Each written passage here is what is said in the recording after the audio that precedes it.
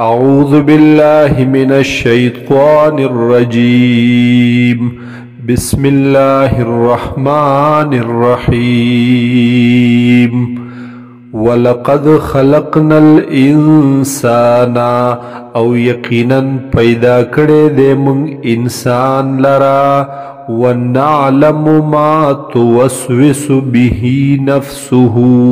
او پیجنو مونږ هاغه څه چې وسوسه اچوي په هغې سره نفس د یا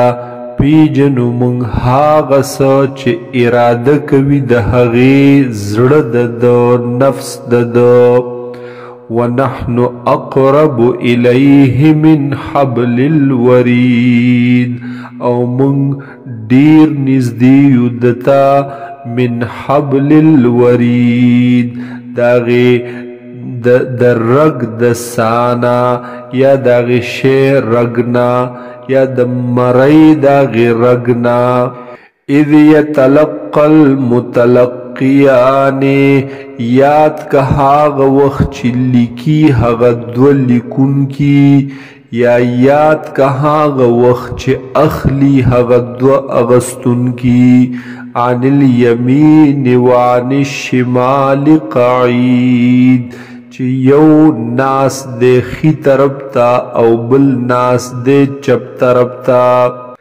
ما یلفظ من قول تلفظ نکوی دا انسان پا یو خبرا نرو باسی دا انسان یوی خبری لرا الا مگر کلچ هم دے اوائیسا لدیه رقیب عتید نوید دسرا یو حفاظت کون کی ساتن کی پرشتہ عتید تیار ناستا وجاءت سکرت الموت بالحق او رابشی بیهوشی د مرگ یا سختی د مرگ بالحق په حق سرا ذالک ما کنت منه تحید وبویل شدتا چې دا دی هاغه څه چې ته د دې نه تښتېدلې ونفخ فی الصور او پوکې به پوک وخلی شي په شپېلۍ کې ذالک یوم الوعید دا د ورځ د عذاب یا دا د ورځ د هغې وعدې وجاءت کل نفس او رابشي هر یو نفس معها سائق و شهید وی بد دې نفس سره یو شړونکی او یو گواهی ورکوونکی لقد كنت في غفلة من هذا یقینا توی په غفلت کې د دې ورځنا فکشفنا عنك غطاءك پس لری کړلې موږ ستانا هغه پردې ستا فبصرك اليوم حدید پس وی با نظر ستا نن ورځې ډیر تیز وقال قرینه او وبوی ملګری د هذا ما لدی عتید دا دی هاغه څه لدی چې دی زما سره عتید تیار حاضر القیا فی جہنم اغرزو پا جہنم کی کل کفار عنید ہر کافر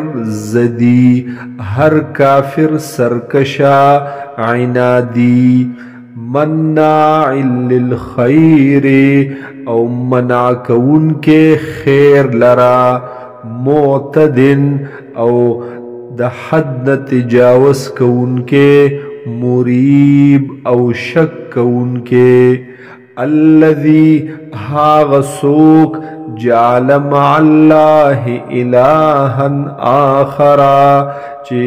گرزوله ده د الله سرا معبودان نور لرا فألقياه في العذاب الشديد پس اغرزوی دلرا پا عذاب سخت کی قال قرینه وبوی ملگره دی انسان چه شیطان دے ربنا اے زمونگ ربا ما اتغیته ما ندے گمراہ کڑے دلرا ولكن كان في ضلال بعيد لیکن وہ دے پا گمراہی لری کی لری دا حقنا قال اللہ تعالی با ابرمائی لا تختصموا لدیا جگڑی مکوئی زما پخواکی زما پنز وقد قدمت إليكم بالوعيد او یقینا مخکی لگلیو ما تاستا بالوعید وعیدن لرا یرول لرا ما يبدل القول لدیا نشی بدلی دل خبرا نشی بدلی دل پیسلا لدی زما پنز وما انا بظلام للعبید او نیم ظلم کون کے پبندگانو باندے